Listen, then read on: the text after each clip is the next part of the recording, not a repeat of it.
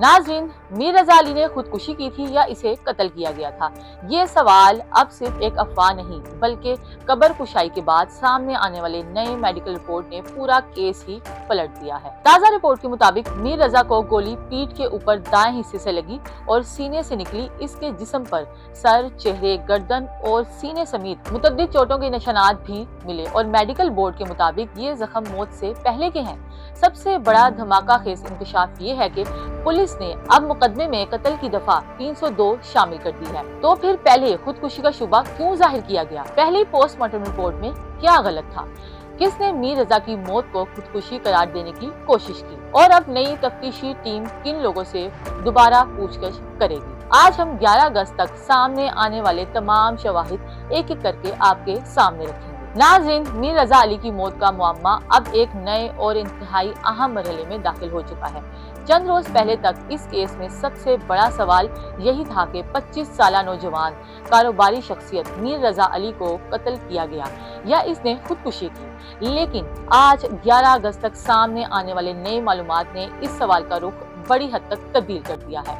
कब्र कुशाई के बाद होने वाले दूसरे पोस्टमार्टम की इब्तिदाई रिपोर्ट सामने आ गई है और इस रिपोर्ट ने ऐसे शवाहिद मिले हैं जिन्होंने पहली पोस्टमार्टम रिपोर्ट और खुदकुशी के इम्कान पर बड़े सवालात खड़े कर दिए हैं। सबसे पहले पूरी कहानी समझते हैं। मीर रज़ा अली 28 जुलाई को कराची के इलाके पंजाब हाउसिंग सोसाइटी में अपने घर से लापता हुए। खानदान के मुताबिक वो घर से निकले और कुछ देर बाद इनका फोन बंद हो गया। अहले खाना ने तलाश शुरू की और पुलिस को इतला दी।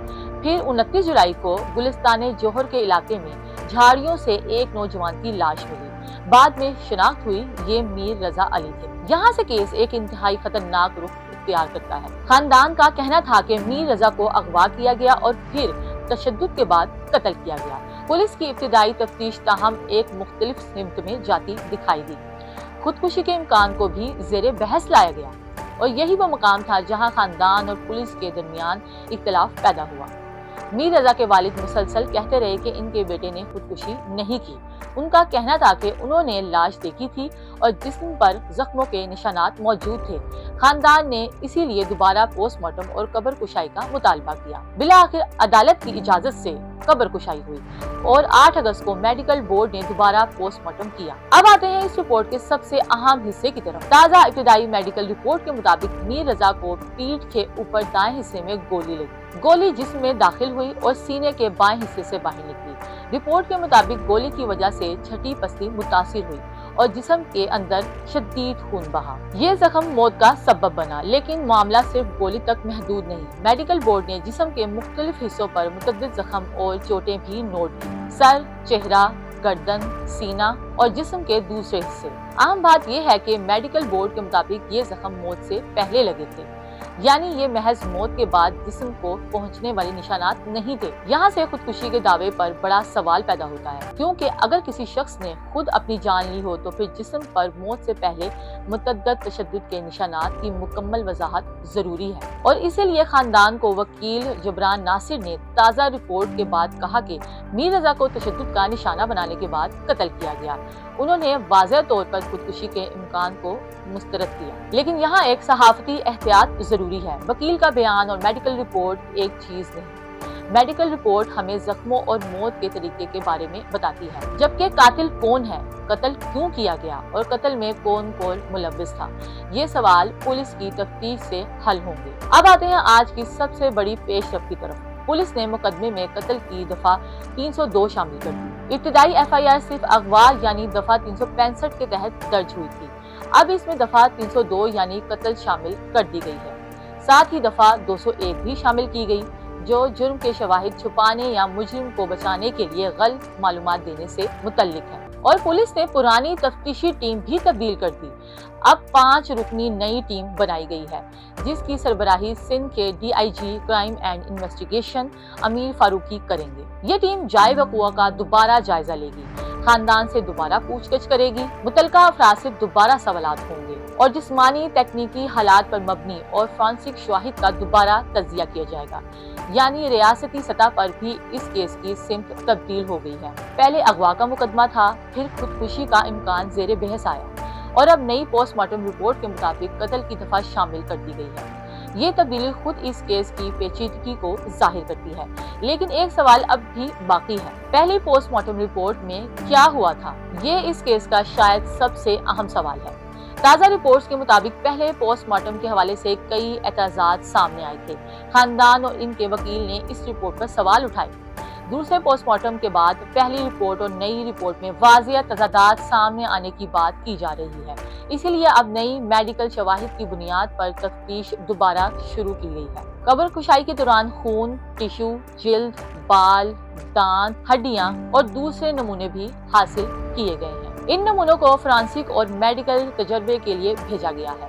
یہ رپورٹس بہت اہم ہیں کیونکہ اب صرف یہ دیکھنا کافی نہیں کہ جسم پر زخم تھے، بلکہ یہ بھی معلوم کرنا ہوگا کہ زخم کس طرح لگے، گولی کس ہتھیار سے چلی، گولی کا زاویہ کیا تھا، کیا جسم پر گن پاؤڈر یا دوسرے فائرنگ شواہد موجود ہیں، کیا جائے وقوع سے ملنے والے شواہد جسم کے ساتھ مطابقت رکھتے ہیں، اور سب سے اہم، کیا mobile phone, C C T V, digital data اور دوسرے تکنیکی شواہد بھی اسی کہانی کی تصدیق کرتے ہیں۔ ان سوالات کے جواب ہی کیس کو حتمی طور پر ثابت کریں گے۔ ایک اور اہم بات، میر رضا کی موت کے معاملے میں ایک مبینہ آڈیو بھی سامنے آئی تھی جسے بعض حلقوں نے خودکشی کے نظریے سے جوڑا، لیکن میر رضا کے والد نے واضح کہا کہ جب تک آڈیو کی باقاعدہ فورینسک تصدیق نہ ہو جائے وہ اس پر کوئی رائے نہیں دیں گے۔ یہ موقف انتہائی اہم ہے کیونکہ کسی بھی حساس قتل یا خودکشی کے کیس میں صرف آڈیو وائرل ہو جانا اسے ثبوت نہیں بنا دیا جاتا۔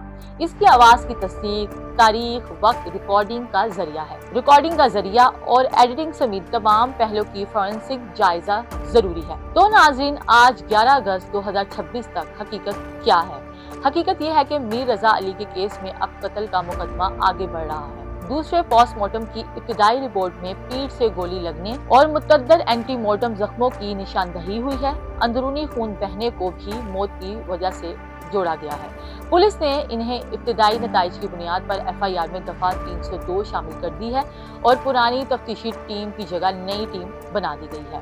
یہ تمام پیش رفت قتل کے امکان کو مضبوط کرتی ہے، لیکن ابھی تک ایک چیز باقی ہے، حتمی فورینسک اور کیمیکل رپورٹ۔ اور جب تک وہ رپورٹ نہیں آتی ہم یہ نہیں کہہ سکتے کہ قتل کس نے کیا، کیوں کیا، کتنے لوگ ملوث تھے اور کیا کسی نے میر رضا کو قتل کرنے کے بعد اسے خودکشی کا رنگ دینے کی کوشش کی۔ یہ سب سوال ابھی تفتیش کا حصہ ہیں، لیکن ایک بات اب واضح ہے، چند روز پہلے تک جو کیس خودکشی کے شبے میں گھوم رہا تھا، آج اسی کیس میں پولیس نے قتل کی دفعہ 302 شامل کر دی ہے اور اب اصل امتحان نئی تفتیشی ٹیم کا ہے۔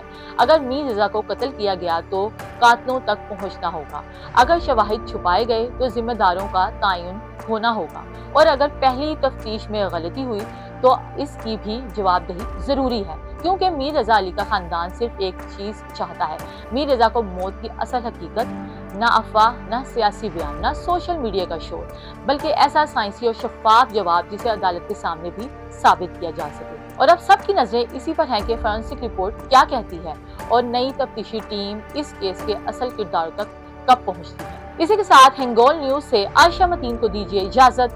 اللہ نگہبان۔